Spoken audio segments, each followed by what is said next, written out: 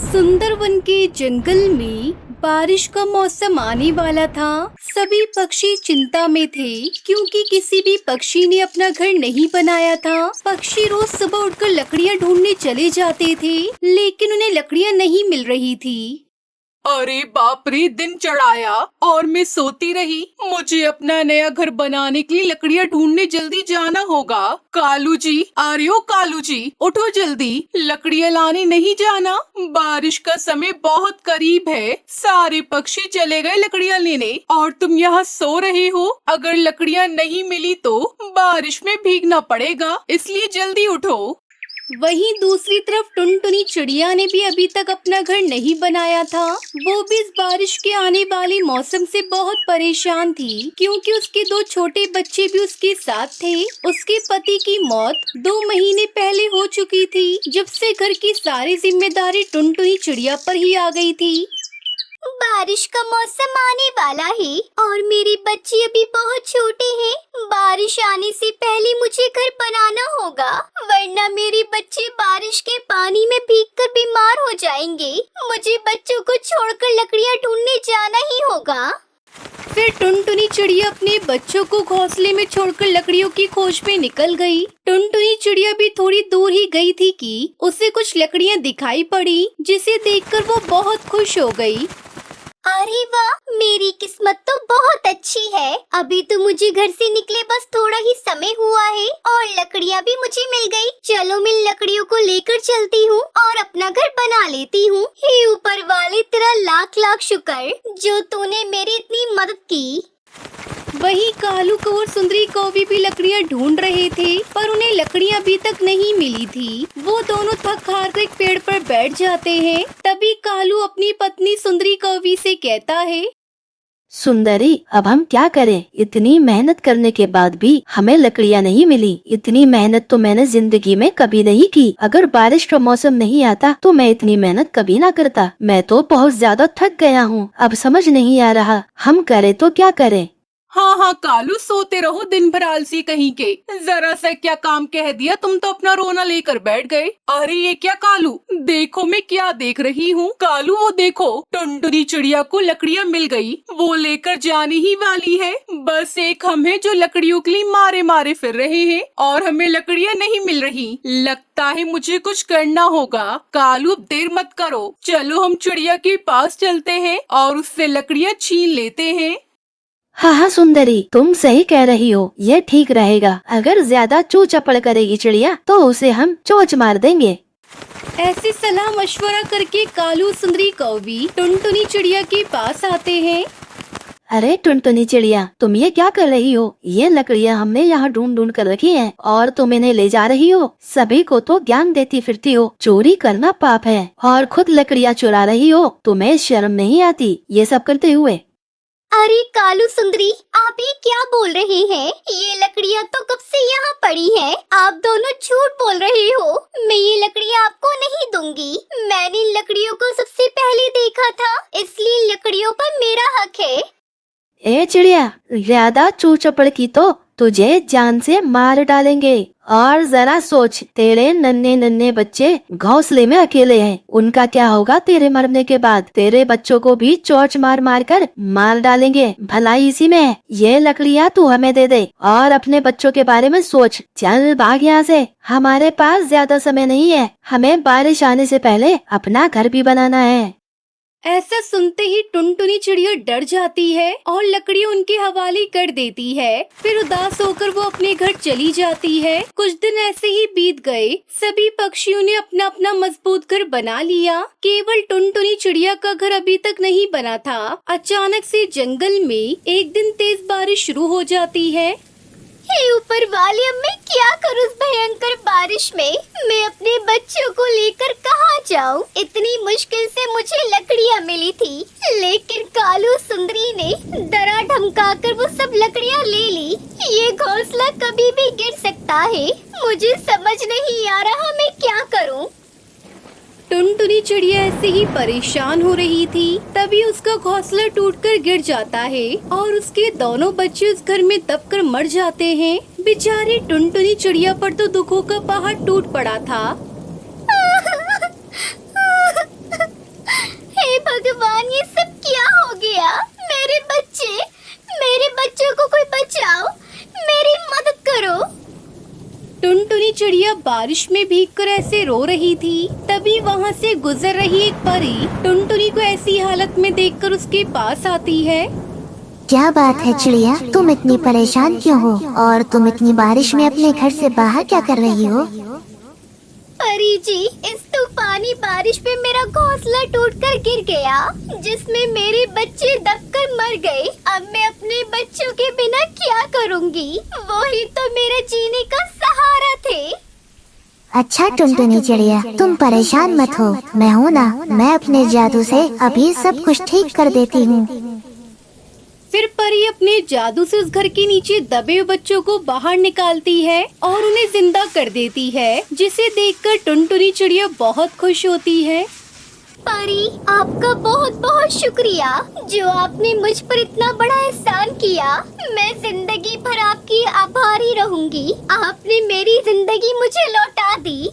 टुनटुनी, मैं तुम्हें एक और चीज देना चाहती हूँ, अपने जादू से बना हुआ जादुई जामुन का घर, जो तुम्हें इस तूफानी बारिश से बचाएगा। वहाँ तुम अपने बच्चों के साथ बिना किसी परेशानी के रह सकती हो। ये कहकर परी अपने जादू से वहाँ एक बहुत ही सुंदर जामुन का घर बना देती है, जिसे देख टुनटुनी उसके बच्चे बहुत खुश होते हैं। वो परी का शुक्रिया अदा करते हैं और उस जामुन के घर में रहने के लिए चले जाते हैं और परी वहाँ से गायब हो जाती है। फिर टुनटुनी चिड़िया खुशी खुशी अपने बच्चों के साथ जामुन के घर में रहने लगती है।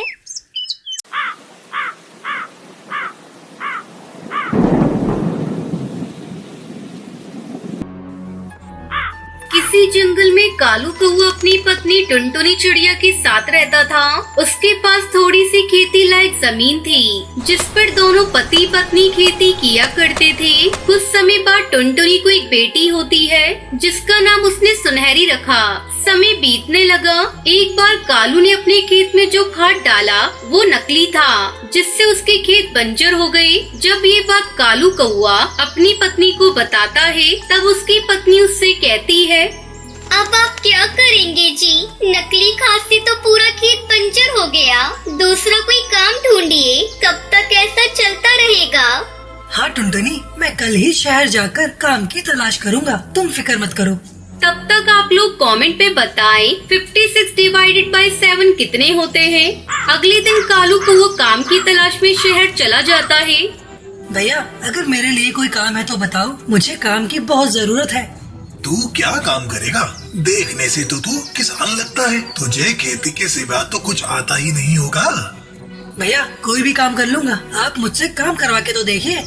जा भाई जा, क्यों मेरा दिमाग खराब कर रहा है? तेरे लिए मेरे पास कोई काम नहीं है, पता नहीं कहाँ कहाँ से आ जाते हैं। सुबह से दोपहर हो गई, लेकिन कालू को कोई काम नहीं मिला। थक हार कर वो अपने घर लौटने लगता है। तभी उसे चाय की दुकान दिखाई देती है। कालू उस दुकान के मालिक के पास जाकर उससे कहता है, भैया, मुझे काम की बहुत जरूरत है, आप मुझे काम दे दीजिए। ठीक है, तू मेरी दुकान पर बर्तन धोने का काम कर सकता है, लेकिन मैं तुझे तनख्वाह बहुत कम दूंगा। अगर तू कम तनख्वाह में काम कर सकता है तो कल से काम पर आ जा। कालू को मुंह मांगी मुराद मिल गई। अगले दिन से वो चाय की दुकान पर काम करने लगा। इस तरह उसके दिन खुशी खुशी कटने लगी। अचानक एक दिन चाय की दुकान बंद हो जाती है और कालू फिर से बेरोजगार हो गया। जब इस बात का पता टुनटुनी को चलता है, तब वो रोने लगती है।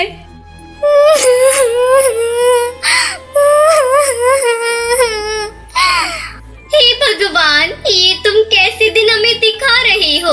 अभी अभी तो सुनहरी के बापू को काम मिला था, फिर से तुमने उन्हें उसी दोराहे पर लाकर खड़ा कर दिया।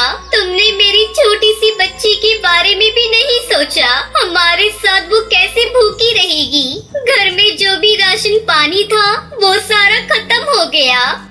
दुख के मारे पूरा परिवार बिना खाए ही सो गया। अगले दिन सुंदरवन से कालू से मिलने उसकी काकी उसके पास आती है। अरे काकी, आप और यह हमारे घर, सब ठीक तो है ना? क्या करूं टुनटुनी बहू, अब तुम लोगों के सिवाय इस दुनिया में मेरा कौन है, इसलिए तुम लोगों से मिलने चली आई। बूढ़ी हो गई हूँ, अब तो खेती बाड़ी का काम भी मुझसे नहीं होता। और बता कालू बेटा, आजकल तू क्या कर रहा है? क्या बताऊं काकी, खेत तो मेरे बंजर हो गए। अब घर पर बैठा हूँ, कहाँ जाऊँ, क्या करूँ, कुछ समझ नहीं आ रहा है। अरे तुझे कहीं जाने की जरूरत नहीं, तू अपने पूरे परिवार के साथ चल मेरे घर। वहाँ चलकर मेरे खेत में तू मटर की खेती करना। आजकल बाजार में मटर की बहुत ही डिमांड है। मेरा क्या है, आज हूँ कल नहीं रहूंगी। मरने से पहले मैं अपनी सारी जमीन जायदाद तुम्हें सौंप देना चाहती हूँ। यही बताने के लिए मैं यहाँ आई थी। अगले दिन कालू और टुनटुनी अपनी बेटी के साथ काकी के घर चले जाते हैं और काकी के खेत में मटर की खेती करने लगते हैं। कालू और टुनटुनी खेत में बहुत मेहनत करते थे, जिसके चलते उनकी मटर की फसल बहुत अच्छी होती है। उनके मटर बाजार में हाथों हाथ बिक जाते हैं। इस तरह कालू कौवा मटर की खेती करके खुशी खुशी अपने परिवार के साथ रहने लगता है।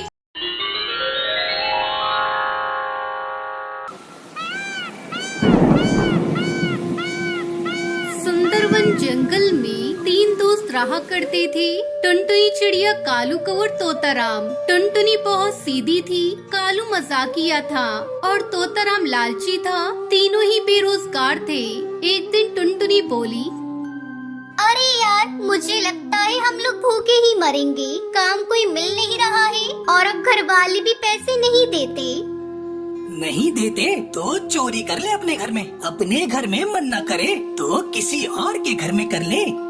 यार, तू ना हर समय बस मजाक करता रहता है। कभी गंभीरता से सोच लिया कर कि क्या करना है जीवन में। हाँ भाई, टुनटुनी सही कह रही है, अब कुछ करना ही पड़ेगा। तब तक आप लोग हमारे इस वीडियो को लाइक और अगर आपने हमारे चैनल को सब्सक्राइब नहीं किया है तो जल्दी से सब्सक्राइब कर लें और कमेंट सेक्शन में जरूर बताएं कि आपको हमारी ये कहानी कैसी लगी। तीनों काम न मिलने से परेशान थे, इसलिए वह जंगल के सेठ कड़कनाथ के पास जाने की सोचते हैं। चलो हम लोग कड़कनाथ सेठ के पास चलते हैं, वो हमें कोई ना कोई काम जरूर दे देगा। हाँ, ये भी करके देख लेते हैं, पर कड़कनाथ सेठ तो बहुत कंजूस है। हाँ, लेकिन मजबूरी है, क्या कर सकते हैं। तीनों सेठ के पास जाते हैं तो सेठ कहता है, अरे तुम 3 आवारा पक्षी आज इधर कैसे आ गए? तुम लोग तो हमेशा मटर गश्ती ही करते रहते हो। हाँ सेठ, पर अब हम मटर गश्ती छोड़कर काम करना चाहते हैं, इसलिए आपके पास आए हैं। हमें कोई काम दे दो। क्या करोगे तुम लोग? आप जो भी काम दोगे वो हम कर लेंगे। ठीक है, तुम लोग मेरे जामुन के बाग में काम कर लो, पैसे भी दे दूंगा और कुछ जामुन भी ले लेना। तीनों दोस्त ये बात मान लेते हैं और जामुन के बाग में काम करने लगते हैं। एक दिन सेठ बाग में जाता है। क्या हो रहा है? यहाँ सब ठीक ठाक चल रहा है ना? हाँ सेठ, काम तो बहुत अच्छा चल रहा है। इस बार जामुन तो बहुत अच्छे हुए हैं। ऐसा मत बोल, नजर लगाएगा। अपना काम कर, फालतू बातें मत कर। सॉरी सेठ जी। अंग्रेज चले गए, ये ससुरा सॉरी छोड़ गए। तभी टुनटुनी सेठ से कहती है, सेठ जी, 1 महीना पूरा होने वाला है, हमारे पैसे तैयार रखना। अरे मैं क्या कहीं भागा जा रहा हूँ? और अभी महीना भी नहीं हुआ, जब महीना होगा तब बोलना। ठीक है सेठ जी। सेठ वहाँ से चला जाता है और तीनों आपस में बातें करने लगते हैं। मुझे तो लग रहा है ये सेठ हमारे पैसे हड़पने के चक्कर में है, वो हमें पैसे नहीं देगा। क्या बकवास कर रहा है तू? सेठ जी ऐसा नहीं करेंगे, बल्कि वो तो हमें बहुत सारे जामुन भी देंगे। तू बेवकूफ है, पूरा जंगल जानता है सेठ कितना बड़ा कंजूस है। तू ही बता इसे टुनटुनी। हाँ यार, सेठ है तो कंजूस, पर मुझे लगता है वो हमारा मेहनताना जरूर देगा। कुछ समय बीतता है और 1 महीना पूरा हो जाता है। महीना पूरा होते ही कालू, टुनटुनी और तोताराम सेठ के पास जाते हैं और अपनी मजदूरी मांगते हैं। पैसे दे दीजिए। कैसे पैसे? कैसे पैसे? क्या मतलब? जो हमने काम किया है महीना भर, उसके पैसे और जामुन भी। अच्छा, हाँ मैं भूल गया था। ये लो अपने रुपए और जामुन। सेठ उन तीनों को 500 रुपए देता है और बहुत जरा से ही जामुन देता है। तो कालू कहता है, सिर्फ 500 रुपए? हमने महीना भर इतना काम किया है, उसके सिर्फ 500 रुपए? हाँ तो क्या है? तुम्हें क्या लाखों रुपए चाहिए? चुपचाप रख लो, वरना ये भी नहीं मिलेंगे। पर ये तो गलत है सेठ जी। क्या गलत है? मैंने क्या तुमसे कहा था कि मैं हजारों रुपए दूंगा? हैं? टुनटुनी को गुस्सा आता है और वो कहती है, चलो यार, अब हमें यहाँ काम नहीं करना। तोताराम तो टुनटुनी के साथ चल देता है, पर कालू रुक जाता है। अरे क्या हुआ कालू, तो रुक क्यों गया? चलना। मैं कहीं नहीं जाऊंगा सेठ जी, जितने भी रुपए दे रहे हैं कुछ तो मिल रहा है। तुम लोगों के साथ तो मैं आवारा घूमूंगा। जाओ यहाँ से तुम लोग। कालू तो ये क्या बोल रहा है? तो पैसों के लिए अपने दोस्तों का साथ छोड़ देगा? अरे रहने दो टुनटुनी, इसकी आंखों पर पैसों की पट्टी बंध गई है, अब वो नहीं सुनने वाला। दोनों दोस्त वहाँ से निकल जाते हैं और रास्ते में तभी एक बूढ़ा पक्षी उनके पास आता है और कहता है, बच्चों, मैंने एक हफ्ते से कुछ नहीं खाया, मुझे कुछ खाने को दे दो। ये लीजिए बाबा, जामुन खा लीजिए, हमारे पास बस यही है। अगर आपको कुछ और खाना हो तो बताइए, मैं आपको खरीद कर भी खिला सकती हूँ। मेरे पास थोड़े पैसे भी हैं। वो दोनों बूढ़े बाबा को पेट भरकर खाना खिलवा देते हैं। खाना खाकर बूढ़ा बाबा कहता है, बेटा, तुमने इस बूढ़े का पेट भरा है। तुमने जो मुझे कुछ जामुन दिए थे, ये उसके बीज हैं। इनको रख लो, मेरा आशीर्वाद है। इससे निकलने वाला पेड़ तुम्हारी सफलता का कारण बनेगा। टुनटुनी और तोताराम उन बीजों को लेकर वहाँ से चले आते हैं और उन बीजों को एक ऐसी जगह पर बोते हैं जहाँ पर कोई आता जाता नहीं था। जब वो अगले दिन लौटकर उस जगह पर आते हैं तो देखते हैं कि वहाँ पर एक बहुत बड़ा सा जामुन का पेड़ निकल आया था। हमने कल तो यहाँ बीज डाले थे और आज इतना बड़ा पेड़ निकल आया। क्या इसका मतलब ये जादुई पेड़ है? हाँ यार, मुझे तो ऐसा ही लगता है। चलो कुछ मांग कर देखते हैं इससे। टुनटुनी और तोताराम उस पेड़ से ढेरों चीजें मांगते हैं और वो पेड़ उनको देता चला जाता है। वो लोग बहुत खुश हो जाते हैं कि उनको एक जादुई पेड़ मिल गया है और अब वो सफल हो जाएंगे। बाबा की कही बात सच हो गई थी। बाबा ने सही कहा था, ये तो जादुई पेड़ है और अब हमें सफल होने से कोई नहीं रोक सकता। हाँ, ये बात तो है, पर ये सब कुछ तुम्हारे अच्छे कर्मों का फल है। अगर उन्हें खाना नहीं खिलाया होता तो आज ये जादुई पेड़ भी हमें नहीं मिला होता। वो दोनों उस जादुई जामुन के पेड़ से सबकी मदद करते हैं और खुशी खुशी रहने लगते हैं।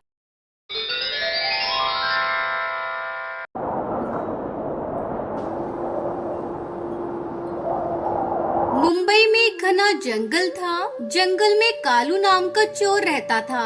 कालू बड़ा बेवकूफ था। काफी हथियार लेकर रात को चोरी करने निकलता, लेकिन सुबह खाली हाथ वापस लौटता, क्योंकि कालू का वो बेवकूफ था। पूर्णिमा की रात थी। रात के 12 बजे थे। कालू का वो हाथ में हथियार लेकर चोरी करने निकला। एक बड़े घर के सामने आया और घर के पीछे पिछली दीवार तोड़ने लगा। आवाज होने की वजह से घोंसले में सोई टुनटुनी चिड़िया जाग गई और समझ गई कि कालू चोर आया होगा। लगता है कालू बेवकूफ चोरी करने आया है। इससे पहले कि घर की दीवार तोड़ दे, मुझे उसे रोकना होगा। टुनटुनी घर के पिछवाड़े आई और उसने देखा कालू को वो दीवार तोड़ रहा था। क्या रे कालू, क्या कर रहा है? चोरी करनी है, दीवार तोड़कर घर में घुसना है। अरे बेवकूफ, पूर्णिमा की रात कोई चोरी करने निकलता है क्या? तब तक आप लोग कमेंट पे बताएं 40 डिवाइडेड बाय 10 कितने होते हैं। चुप बैठ, मैं थोड़ा अलग टाइप का चोर हूँ। मैं कुछ भी कर सकता हूँ। बाकी चोर डरपोक होते हैं, उनसे मेरी तुलना न कर। मुझे मेरा काम करने दे। कालू की बात सुनकर टुनटुनी सोचने लगी, चलो अभी अपने जाल में फंस गया है, आखिरी चाल चलती हूँ और फिर आराम से घोंसले में जाकर सो जाती हूँ। फिर टुनटुनी कालू से बोली, अगर तू कुछ भी कर सकता है और तू बाकी चोरों की तरह नहीं है तो ये साबित करके दिखा। उसके लिए क्या करना होगा मुझे? बाकी चोर धन दौलत चुराते हैं, तू ना चांद की चोरी करके दिखा। टुनटुनी की बात सुनकर कालू ने चांद की तरफ देखा और फिर टुनटुनी से बोला, ओके, मंजूर है। कल सुबह चांद मेरे हाथ में होगा। ऐसा कहकर कालू वहाँ से निकल गया और टुनटुनी खुश होकर घर में आकर सो गई। कालू को वो चांद की तरफ देखकर सोचता हुआ चल रहा था कि चांद को कैसे चुराऊं? कैसे सब मुझे बेवकूफ समझते हैं, पर मैं बेवकूफ हूँ नहीं। चांद चुराकर जब मैं अपनी अकल का सबूत दूंगा तो टुनटुनी की शक्ल देखने लायक होगी।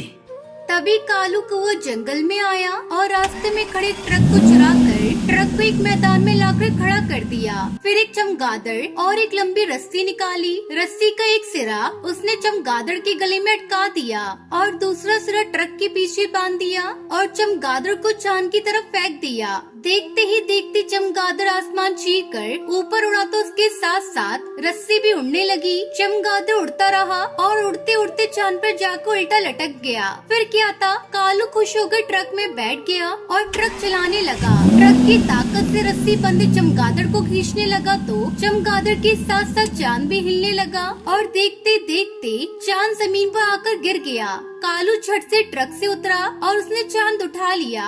चांद को देखकर कालू काफी खुश था। दूसरे दिन हाथ में चांद लेकर कालू टुनटुनी के घर की तरफ निकला। कालू के हाथ में चांद देखकर अरे लंगूर के हाथ में अंगूर सुना था, पर लंगूर के हाथ में चांद। इस चांद की जगह लंगूर के हाथ में नहीं मेरे हाथ में है। मैं इसे हत्या कर ही रहूंगी। अरे वाह वाह कालू, तुम्हारी अकल सोच पूछ के दाद देती हूँ। अब चोरी चकारी छोड़ो और एक म्यूजियम खोल लो। पक्षी चांद देखने आएंगे तो मोटी कमाई होगी। फिर क्या था, कालू ने म्यूजियम खोला और कांच की पेटी में चांद रख दिया। दूर दूर से पक्षी चांद देखने आने लगे और कालू की तगड़ी कमाई होने लगी। लेकिन ये ज्यादा दिन नहीं चला। चांद दिन प्रतिदिन छोटा होता चला गया और अमावस की रात में चांद गायब हो गया। ये देखकर कालू रोने लगा। हे भगवान, इतनी मेहनत से चांद चुराया, ये चांद तो गायब हो गया। मैं बर्बाद हो गया। कालू जोर जोर से रोने लगा। तभी टुनटुनी चिड़िया वहाँ आई और बोली, बहुत बुरा हुआ कालू, तुम तो बर्बाद हो गए। अब क्या करोगे? तुम ही बोलो क्या करूं? ये म्यूजियम मुझे बेच दो। हाँ खरीद लो। चांद चला गया, अब मैं इसका क्या करूँगा? खरीद लो। फिर टुनटुनी चिड़िया ने चंद पैसे देकर म्यूजियम खरीद लिया और कालू कौवा चला गया। कुछ दिन बीत गए। अमावस का प्रभाव खत्म हुआ और पूर्णिमा आने लगी। धीरे धीरे चांद बढ़ने लगा और पक्षी फिर से चांद देखने आने लगे। इस प्रकार टुनटुनी मोटी कमाई करने लगी और बेवकूफ कालू फिर से घरों के पिछवाड़े जाकर दीवार तोड़ने लगा।